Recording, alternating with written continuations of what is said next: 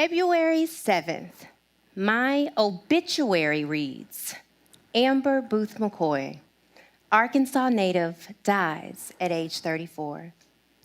She is survived by her loving and sexy husband, Davin McCoy, who must now remain a widower for the duration of his life, and her wonderful, loving sons, Jaden and Corday.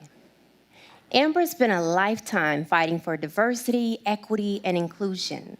However, repeated exposure to kind and colorblind individuals caused her chronic fear, and she got sick and tired of being sick and tired, and she died from unintentional exclusivity.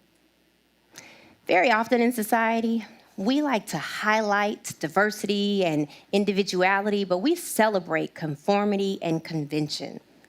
We reinforce the ideals of sameness with ubiquitous sayings like square pegs in round holes, or birds of a feather, peas in a pod, and many, many others. But the thing is, blending in isn't as easy for everyone.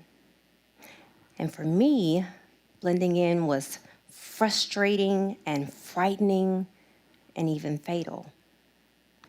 It caused me great fear to operate in a society that loves seeing color in art, in nature, in fashion. And yet I ran into individuals so proud to tell me, I don't see color, I'm colorblind, I just treat everyone equal. I was a Black woman in society.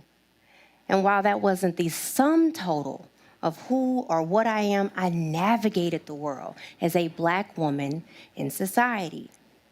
So for someone to tell me that they didn't see something that was present in my everyday life made me feel disrespected, devalued, and like it erased my existence. I got sick and tired of my identity being placed in a box so small that somehow even the positive labels hurt me. Black girl magic. Black girl magic was meant as a celebratory phrase from Black girls to Black girls, like a cultural high five that says, okay, girl, I see you achieving in spite of. However, Black girl magic gave the majority the narrative that my successes or accomplishments were special, that I was different somehow, a unicorn, and that they shouldn't be common among women who look like me. Strong Black woman. The strong Black woman trope killed me and is killing women who look like me every day, whether in hospitals due to implicit bias or in society because asking for help requires vulnerability. Angry Black woman. Angry Black woman was a societal straitjacket. It was meant to arrest my emotions and protect white fragility from my passion and often my justified outrage. Very often, I am on Facebook and I recently saw a post that said to be African American is to be African without memories and American without privileges. And it hit me when I realized what I thought those privileges were. They were as simple as life, liberty, and the pursuit of happiness. In December, my youngest turned 14. Oh, my baby boy. And we were planning his birthday party. We were gonna have a hotel slumber party. And he had asked if he and his friends could play Ding Dong Ditch. I don't know if you guys remember that game. It's the one where you knock on the door and run. And in full disclosure, Jaden and I have played this game several times across the nation on AAU basketball trips. So the answer is yes, it was us who knocked on your door and ran. And when we were talking, I had this moment of fear because I realized that even though I still see my 6-pound, 12-ounce curly-headed baby boy, at 5'10", society sees a black man and his friends as black men. And then I saw all the headlines. It was black men running in the hallway.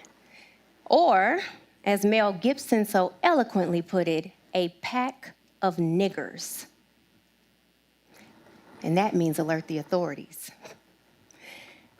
And a conversation with my son about a birthday party ended in the very real thought for me of my son or his friends being hurt or killed at said birthday party. And there's somebody saying, Amber, you're being dramatic. Killed at a birthday party? And I'm saying we should talk to Tamir Rice's mom.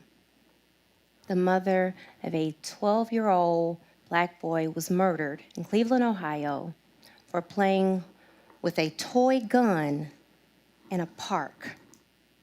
And the entire interaction took less than 2 minutes. Now, as a diversity specialist, my job is this blend of pragmatism and strategy and vision, sprinkled with hope.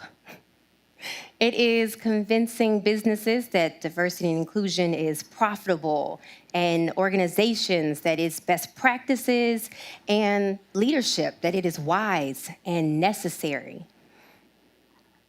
But on a personal level, inclusion felt like a cure for my very preventable death. It was the removal of fear for my black sons, my trans cousin, my Muslim friends, anyone that doesn't blend in. So let me tell you what my life would have looked like after this cure. I got married in 2018. When my husband says, let's have a baby, my first thought would be, you are a fool. Our sons are 14 and 16, right?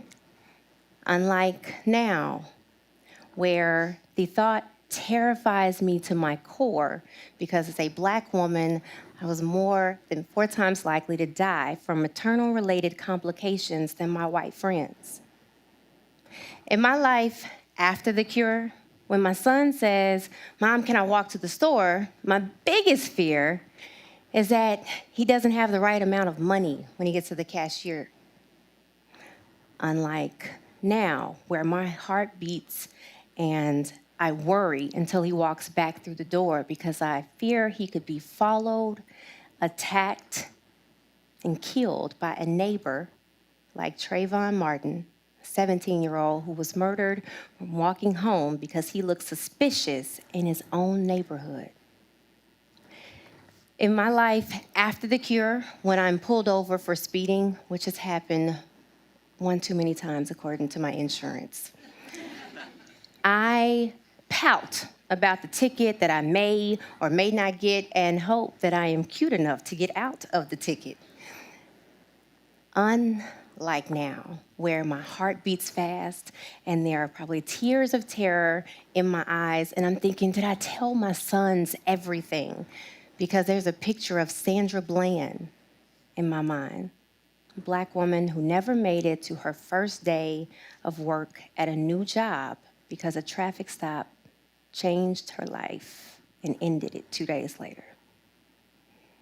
In my life after the cure, state and city leadership give to schools equitably. Unlike now, where my city is once again making national news because resources are being divided among racial lines. And I'm trying to figure out how did we get back to the 1957 Central High crisis. As a diversity specialist, one question that I was asked a lot, other than, Amber, is it racist if? And the answer is yes. It was always yes.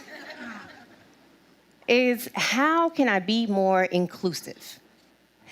And intentional inclusivity, in essence, is moving from asking who's at the table to asking who's not at the table that should be at the table, and did they get detailed instructions to the location of the table? with a chair and a microphone. In practice, it's just cultural humility. It is allowing each person to be the owner of their own experience. It's a willingness to self-assess, to fix power imbalances if they exist in spaces they shouldn't.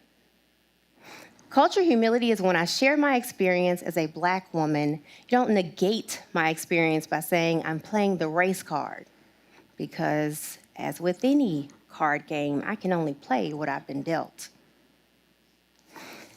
So, kind and colorblind, well, it killed me, and it's killing millions across the nation and across the world. And unlike other terminal diseases, we have a cure for this one, and it's intentional inclusivity.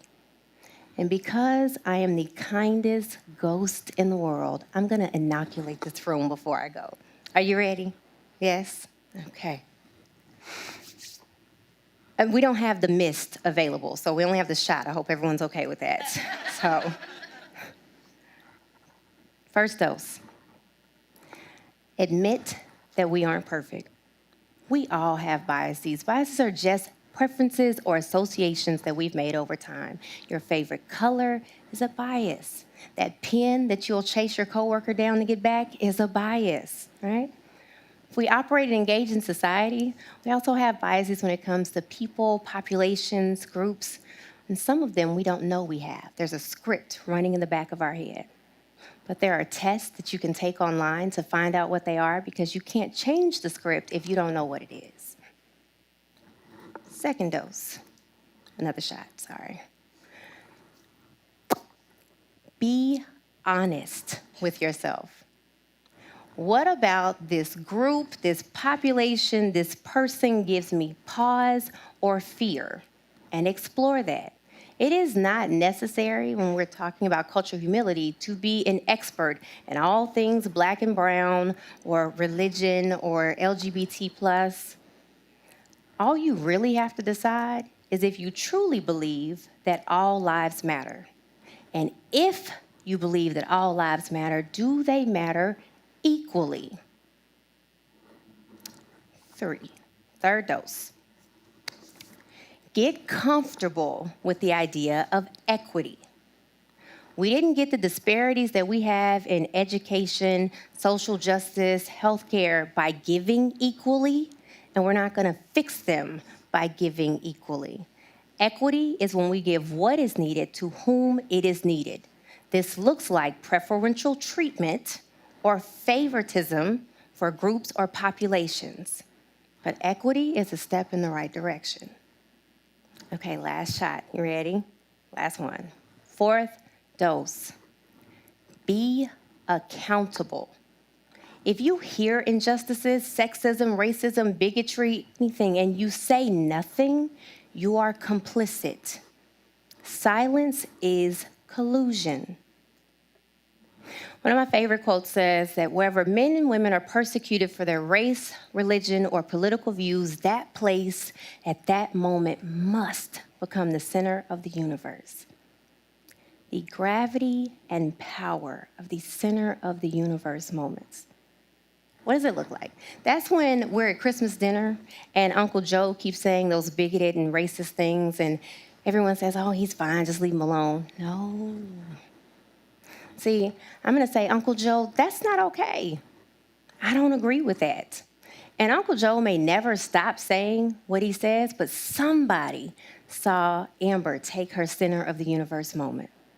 And it may encourage them to take their center of the universe moment. And every single center of the universe moment taken is one step towards somebody's life without fear. Every summer, I direct a 2-week summer camp for kindergarten through 6th graders. And after 2 weeks of fun and learning, we go to a splash pad with our water guns and our water balloons. And essentially all that happens is kids and my staff throw water in my face for hours, okay? A couple of years ago, I announced the trip, and then afterwards I had a little 2nd grade Black boy come up to me and he said, Miss Amber, did you already tell the police that we're going to be at the water park with our water guns? And my heart broke because I realized he was 7 years old and had already contracted a terminal disease, kind and colorblind. And as much as I appreciate you for attending my funeral today, and I really thought Beyonce would be here, but my death was preventable, and his death is preventable. And all you really have to ask yourself is, are you on our list of chronic symptoms? Thank you.